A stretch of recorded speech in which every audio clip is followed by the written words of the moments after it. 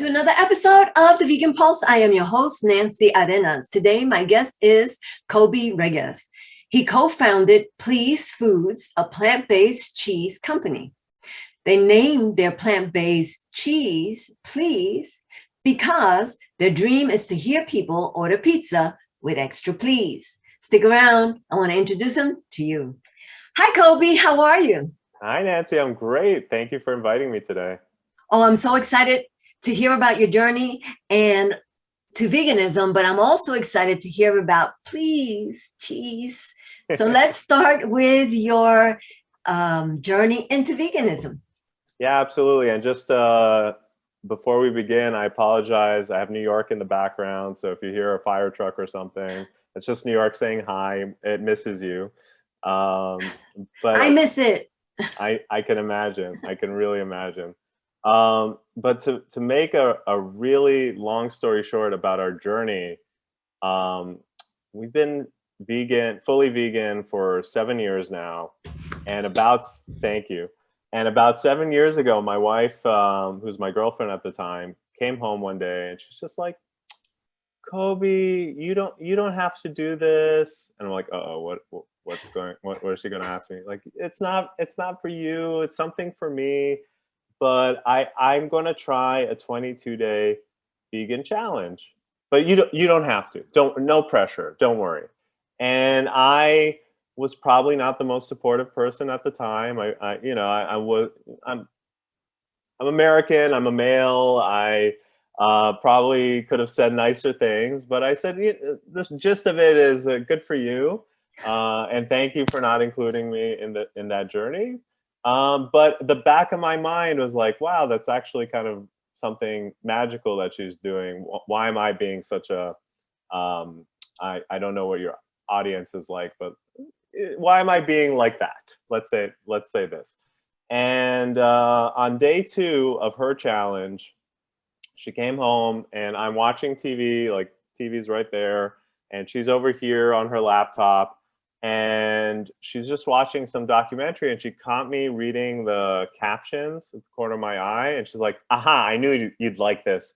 And she threw it on the big screen. And it was a lecture by Gary Yourofsky. My hero. And of course, the like male ego side of me when he started lecturing and talking about the Holocaust, like all these things, I'm like, yeah. But the one thing that kind of connected with me and that got me to shut up was when he talked about TV and commercials, and those are things I like. And he's like, when you watch commercials, usually the first part of the commercial break is restaurants, people eating animal products and all happy and living their best life. And then the last part of the commercial break is people who need a prescription for heart medication or for statins or for something that has to do with health that got deteriorated from the diet that we mostly eat in North America. And as I'm listening to this, I had like the worst heartburn going up and down my esophagus. And I went, and I was getting to that point in my life where I was like, oh, wow, I'm going to need medication. What do I do? And when I heard this, I was like, maybe there's something here.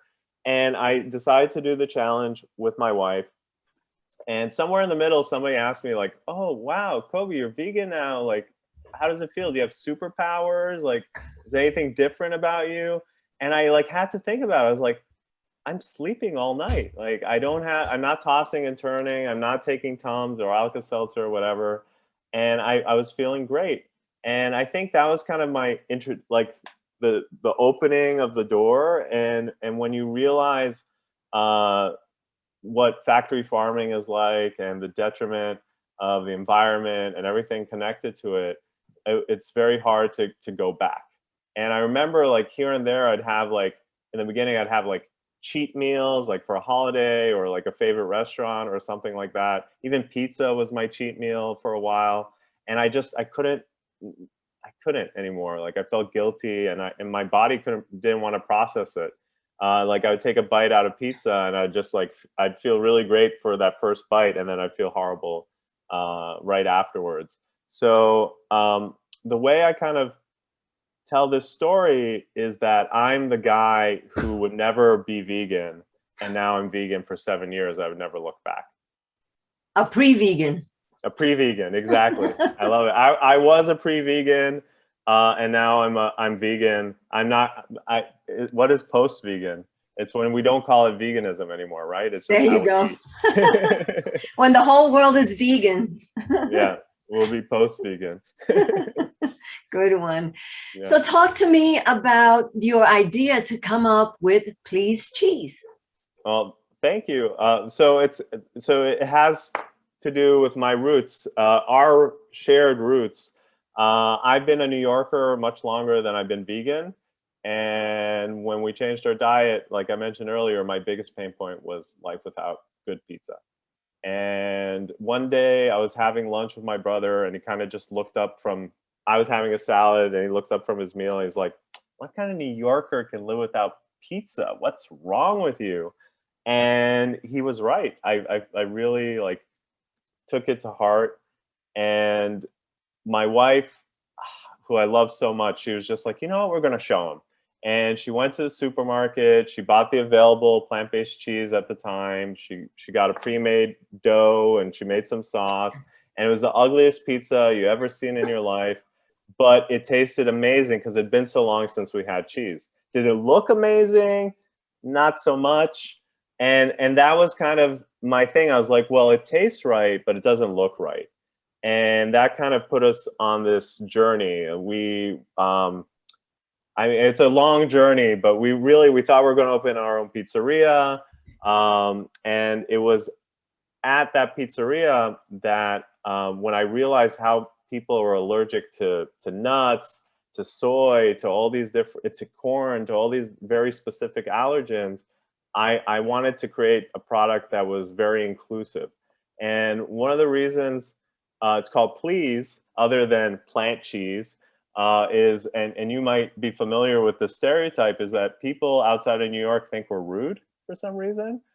I don't know where that idea ever came from. What happens is that, you know, you're straight to the point, and other places I find sometimes they're not so, you know, they keep it inside. They're not really telling you exactly. And in New York, for me, being a New Yorker, it's just like you're right there in your face, and you could coexist with everyone. It doesn't matter. You could not agree on everything, but it's okay. Exactly. But people, like you said, people have this misconception of us. And I grew up here, so I know every time I ask for something, I'd say please and thank you and hold doors for people. And like, and that, because when you live in a city with a lot of people, you have to be civil. But the conception outside, like when people come here, they're like, oh, look at these New Yorkers, they're going so fast, and they're tell you get out of the way and whatever. And so the idea a little bit behind Pleese is just hearing kids asking for pizza with please on top, or a burger with a little extra please, and just, you know, influence the politeness around the world with this just really silly thing. And we came up with this idea before we had kids, and we launched not this Labor Day, the previous Labor Day in 2020. And my daughter, who was 2 at the time, after like a full day, we're just sitting at this pizzeria and like having slices, and she, like, after a full day of sitting around us, she just went up to the counter and she was like, can I get pizza, please? And I couldn't believe, because we didn't influence her, we never said that to her, but she got it on her own, and it was just like one of these magical moments. I love it. And you know what I'm going to do now? You know how when you're taking a picture, everybody says, say cheese. From now on, I'm going to say, let's just say, let's please. Yes, exactly. That's what my daughter will walk around with a fake, not a fake camera, but a camera that doesn't work. And she'll like take a fake picture, and she's like, please cheese. And then hands you the fake picture. It's the most adorable thing in the world. I love that whole concept of just kind of extending kindness, and you put it right into the name of your cheese. Absolutely. It's important to me. Awesome. Now, is your cheese available? Where's your cheese available? So Pleese is available mostly in New York City, in a bunch of pizzerias. We're at 5 right now. We're going to expand to 10, eventually 20 by the end of the year.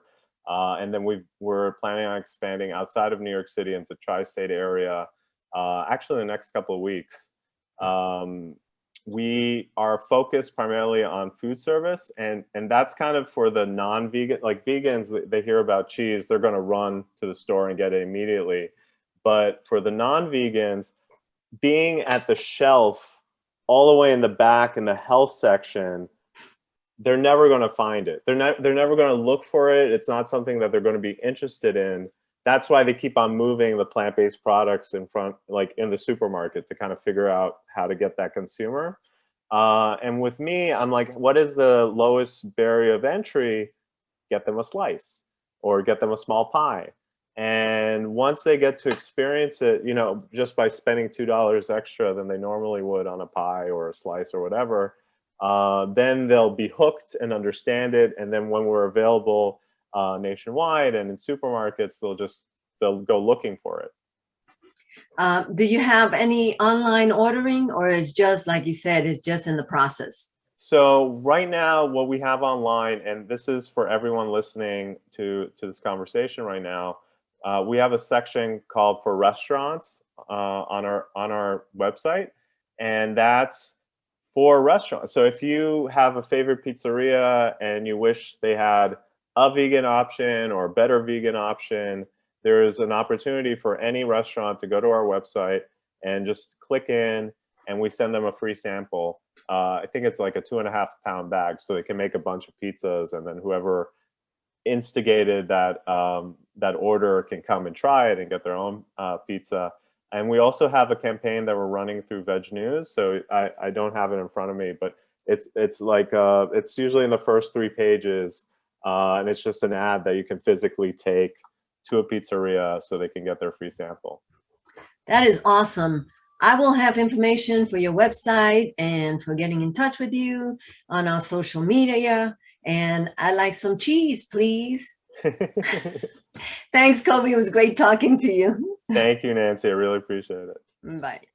Thank you for joining us on another episode of The Vegan Pulse. I am your host, Nancy Arenas. Remember to like us on Facebook, check out our website, and subscribe to our YouTube channel. If you have a pulse, you have a purpose. Live vegan.